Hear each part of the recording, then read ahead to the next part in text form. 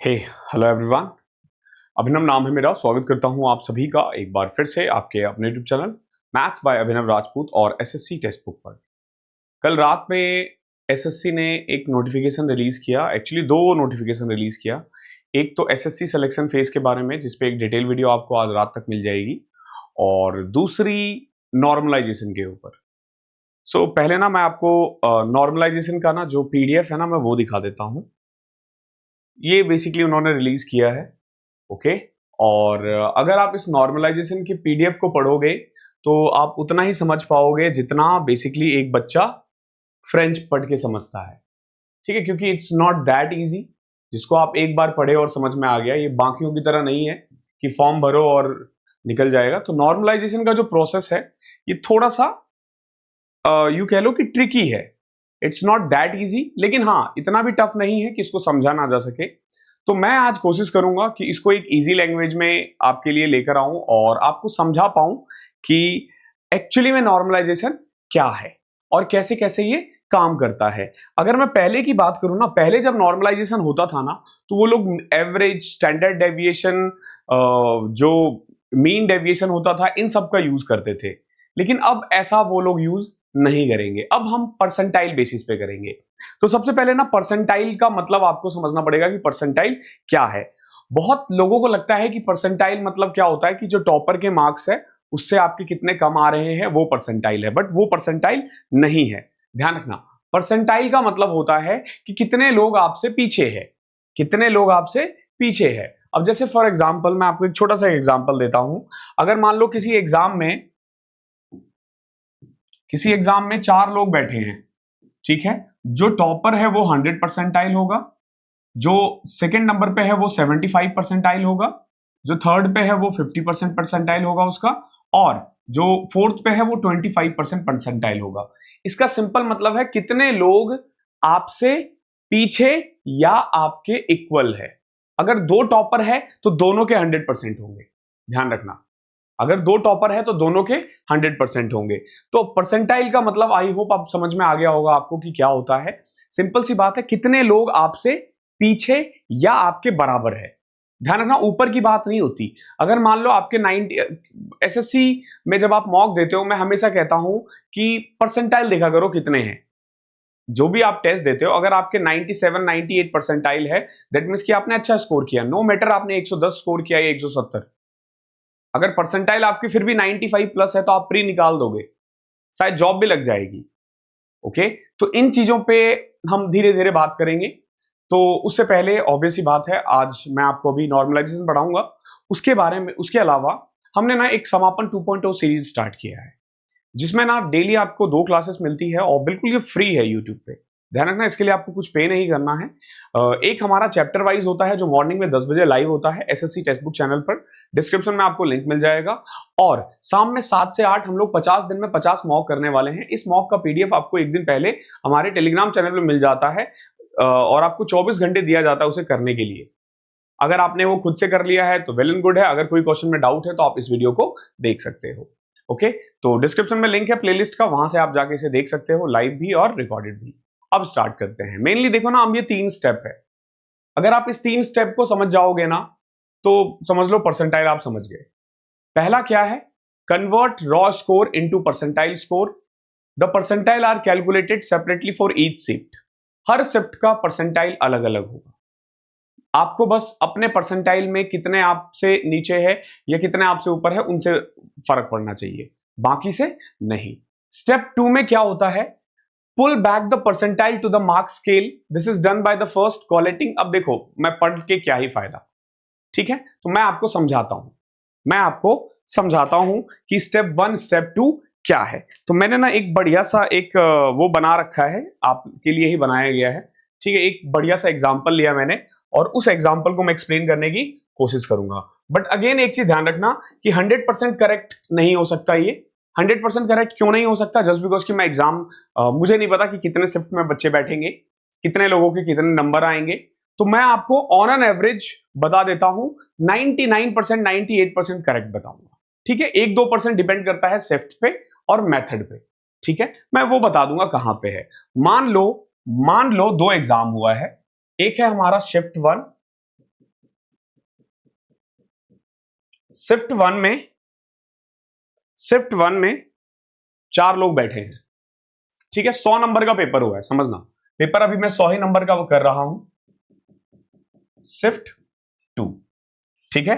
Shift 1 में 4 लोग बैठे हैं, ए बी सी डी। ए ने स्कोर किया है 80, बी ने स्कोर किया है 75, सी ने 70 और डी ने 60। ये आउट ऑफ 100, 200, 300 कुछ भी हो सकता है, इनके इतने इतने मार्क्स है, ठीक है।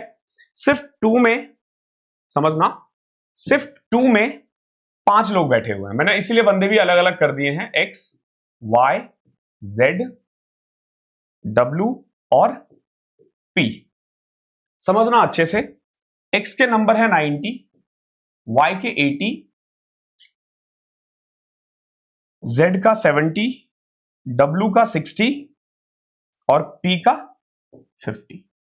ये आउट ऑफ 100, 200, 300 कुछ भी हो सकता है, कोई फर्क नहीं पड़ता कितने हैं, बट मैंने ये स्कोर बता दिया। अब जब मैं परसेंटाइल निकालूंगा ना, तो आप देखोगे यहां से ए टॉपर है, यू कैन से 100 परसेंटाइल है, 4 या 5 बंदे भी टॉपर हो सकते हैं, ध्यान रखना। इसका मान लेते हैं 75 परसेंटाइल है, ये 50 परसेंटाइल हो जाएगा, ये 25 परसेंटाइल हो जाएगा। सिंपल सी बात है। आप बोलोगे सर ये आपने कैसे किया, तो अब जैसे डी देखो, डी आउट ऑफ 4, टोटल 4 बच्चे थे, कितने इससे पीछे है या इसके बराबर है? आप बोलोगे 1, सिर्फ एक, वो अकेला है, वो अकेला उससे बराबर या पीछे है, तो 1/4 मतलब 25%। सेम एज इनका जो परसेंटाइल होगा ना 90, ये 100 हो जाएगा, ये 80 हो जाएगा, ये 60 हो जाएगा, ये 40 हो जाएगा और ये 20 हो जाएगा। ये हमने क्या निकाला है? परसेंटाइल। ध्यान रखना, ये अपने परसेंटाइल निकाला। ध्यान रखना, ये परसेंटेज बिल्कुल नहीं है, ये परसेंटाइल है। ये क्या है? परसेंटाइल है। तो पहला काम तो ये होगा कि सब हर शिफ्ट का अलग अलग परसेंटाइल निकाल दिया, ठीक है। यहां मैंने 2 ही शिफ्ट माना क्योंकि ऑब्वियस सी बात है, हमारे पास इतना टाइम नहीं है कि हम इसको इतना कॉम्प्लिकेट कर सके। अब दूसरा स्टेप क्या किया जाएगा ना, ध्यान रखना, मार्क्स के बेसिस पे नहीं, परसेंटाइल के बेसिस पे ना एक लाइन से लिख दिया जाएगा, इनको एक क्रोनोलॉजिकल ऑर्डर में लिख दिया जाएगा। फॉर एग्जांपल अगर आप देखोगे तो टॉपर कौन हुए, आप बोलोगे ए और एक्स। सेकंड नंबर पे कौन है? वाई, क्योंकि उसके 80 परसेंटाइल है। थर्ड नंबर पे बी, फोर्थ नंबर पे जेड, फिफ्थ पे 50, सिक्स्थ पे डब्ल्यू, सेवेंथ पे हमारा डी और एट्थ पे टी। ओके, तो अगला काम क्या होगा, देखो जो स्टेप 2 है हमारा, आई होप स्टेप 1 क्लियर हो गया होगा। स्टेप 1 में सिर्फ परसेंटाइल निकालना था, ठीक है। अभी देखो सेम इन्होंने भी जो एग्जांपल लिया था, देखो ये रॉ स्कोर है, ये परसेंटाइल है। शिफ्ट 2 में ये रॉ स्कोर है, ये परसेंटाइल है। ये एसएससी ने जो एग्जांपल दिया बिल्कुल वही है। अभी देखो स्टेप 2 में क्या किया जाएगा। स्टेप 2 में कैंडिडेट का नाम, उसका परसेंटाइल, ओके, ठीक है। सेकेंड स्टेप में एक्चुअली यही है, वैसे सेकेंड स्टेप में ही आई थिंक फिलिंग भी है ना, शायद फिलिंग भी सेकेंड स्टेप में ही है, चलो कोई दिक्कत नहीं है उससे। देखो तो सबसे पहले मैंने लिखा ए एंड एक्स, इनके कितने परसेंटाइल थे? 100। दूसरे पे मैंने लिखा वाई, कितने परसेंटाइल थे? 80। तीसरे पे बी, कितने परसेंटाइल थे? 75। फिर था सी, नहीं, बी के बाद था जेड, फिर सी, फिर डब्ल्यू, फिर डी और फिर पी। ये हमने परसेंटाइल वाइज लिखा है। 75 था, फिर इसका 60 था, फिर 50, फिर 40, फिर 25 और फिर 20। यानी अब हमने ना रैंक दे दिया इन सब की। हमने क्या किया, इन सब की रैंक दे दी कि टॉपर है हमारा ए एंड वाई, दूसरे नंबर पे है वाई, तीसरे पे बी, चौथे पे जेड और पांचवें पे सी, छठे पे डब्ल्यू, सातवें पे डी, आठवें पे P.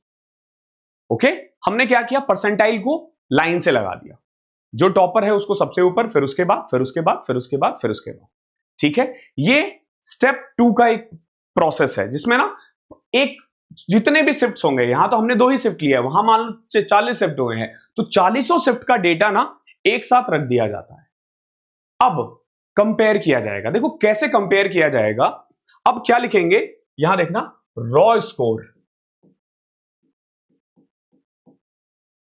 Raw score in shift 1 और यहां पे raw score in shift 2। For example समझना इस चीज को, यहां पे जैसे ए है, A is from shift 1 and X is from shift 2। A का शिफ्ट 1 में 80 आए थे, जबकि एक्स का शिफ्ट 2 में 90 स्कोर किया था उसने। आप देख सकते हो स्कोर, अगर आप देखोगे तो ए ने 80 स्कोर किया है, जबकि एक्स ने 90 स्कोर किया है। ओके, अब दूसरा देखो, y के 80 मार्क्स आए हैं और y था हमारा शिफ्ट 2 से, इसके भी 80 मार्क्स आए हैं। b जो है उसके 75 मार्क्स थे और ये शिफ्ट 1 से था। z के 60 आए हैं, आई मीन 70 आए हैं और ये शिफ्ट 2 से था। ठीक है, c के भी 70 आए हैं। फिर ये देखो, इसके 60 आए थे, इसके भी 60 आए थे, इसके 50 आए थे। ठीक है, अभी आप देखोगे कि जब ये भरा जाएगा ना तो कुछ स्पेस खाली रह जाएगा। अगर आपने देखा होगा फिलिंग स्पेस, ये जो स्पेस है ना ये खाली रह जाएगा यहां पे।